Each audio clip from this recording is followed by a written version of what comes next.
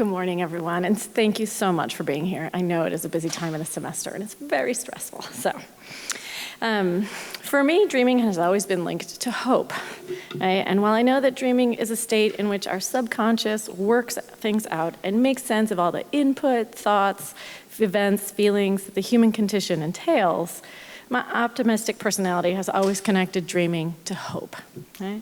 Unfortunately, during the pandemic, hope and consequently dreaming, for me, has been in short supply. The pandemic put front and center the skills that I thought I had developed over the course of my lifetime were, to be blunt, regressing, or what I felt to be regressing. I had massive, erratic range of emotions, a profound sense of grief for all that was lost, including lives, as well as grief for what could have been. Right? I had little stamina, both physical and mental. It was a hard pill to swallow, is that I am, at the heart of it, a professor of culture, and intercultural learning is embedded in all the courses that I teach. Regulating emotions, dealing with ambiguity, suspending judgment, these are but a few of the skills connected with intercultural learning. And yet I was struggling with the very skill set I was teaching.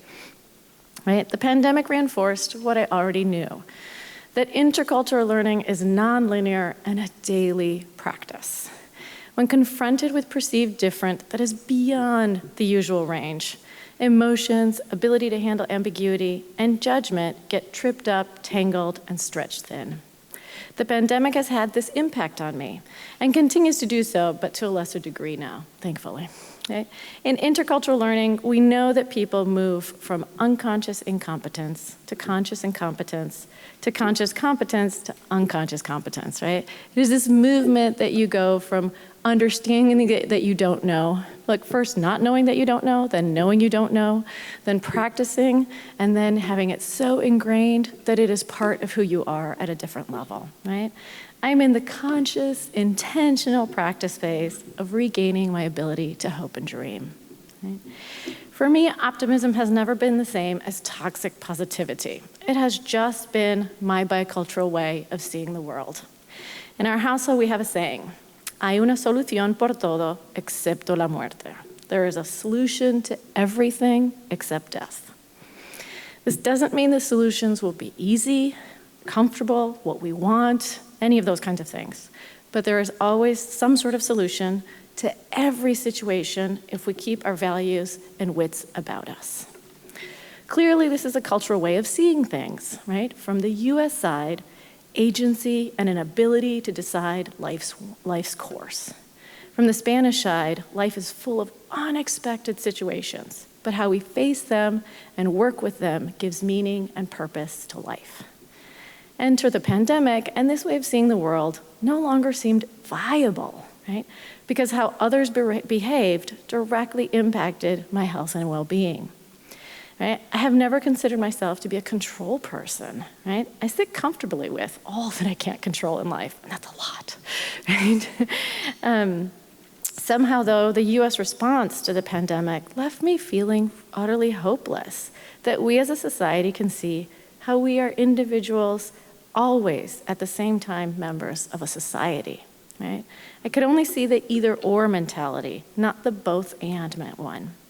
Like the fervent individualism to the point of self-harm is difficult for me to understand or navigate and spiraled me towards a loss of faith in humanity, right? For a self-described and labeled by others optimist, to admit a loss of faith in humanity is pretty gut-wrenching.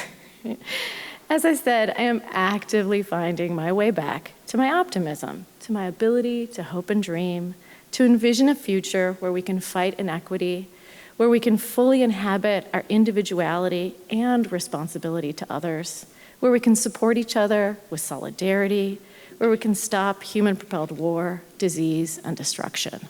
So those are high standards, right? Those are high hopes, right?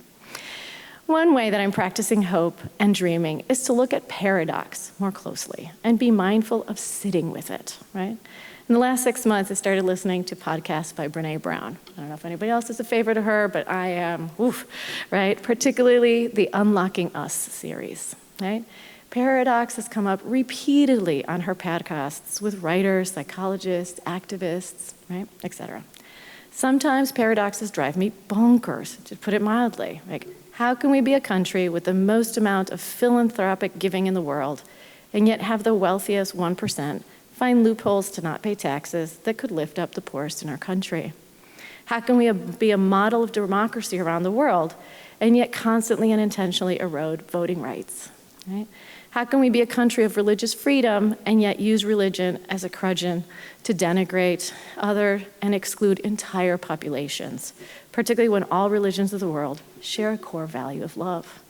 Right? These paradoxes have barbs on them, and I'm still working on neutralizing their hurt when I think about them. That said, I also question whether or not I should lessen the hurt, because they spur me to discussion and action and to social justice work. Right? The other paradoxes that are less enraging, but no less vexing, include how do we act as individuals and members of a larger society, caring for ourselves and each other, balancing needs and wants, responding to our responsibilities to one another, whether our dominant US culture is comfortable with that responsibility or not. How do we allow ourselves to be our most authentic selves in our social media-driven society that constantly judges and tells us we aren't good enough, right? And on a very personal level, how do I, my spouse and I, my spouse and I, raise our kids to be accepting, free, curious people, while also providing them with structures and parameters so they feel safe and confident to take risks and explore? Right? How do I balance all the demands of responsibilities of work, marriage, family, and still have time for my individual growth and well-being? Right? These are paradoxes that I have to sit with and I have to think about and contemplate. Right? As you can tell, I have tons of questions constantly circulating, constantly mulling. For me, the ability to question, to note paradoxes, to wrestle with them, to talk with others about them are a way of dreaming for me. These are deep social problems to solve, to find creative solutions to work against. If I can question and reflect, I know I am on the path back to hope, to dreaming, to envisioning a better future for myself and for others. The solutions are going to require creativity, bravery, vulnerability, persistence, collaboration.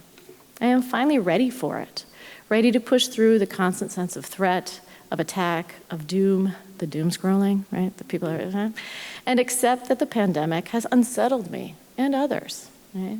Am I ready to fly?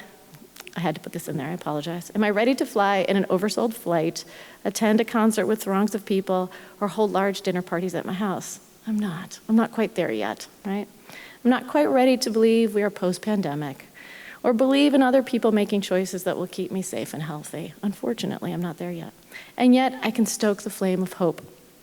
I can practice dreaming, right? We are at a critical moment of unfulfilled potential, right? A moment where we can take stock and help ourselves, each other, our country, and the world be and act with more compassion, more connection, more equity, more justice, right? Are you willing to work towards such a thing?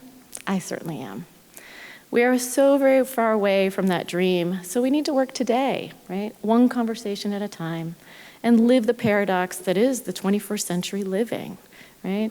Horrendous suffering at concurrent with tremendous acts of selflessness and humanity.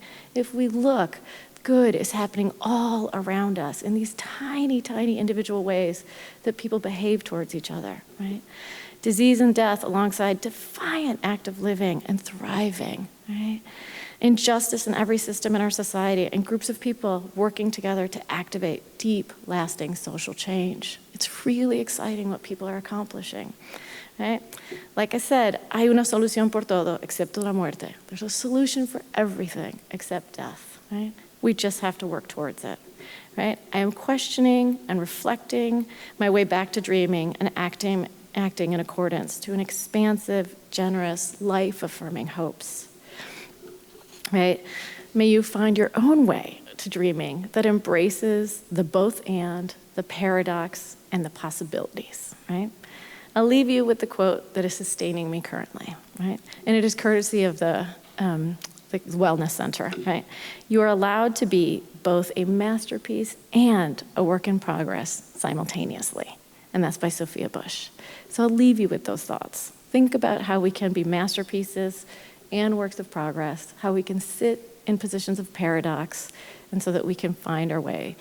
I'm not going to speak for you. I'm finding my way back to dreaming and hope, but hopefully you are already on that pathway, and I hope you all I wish you all the best. Thank you.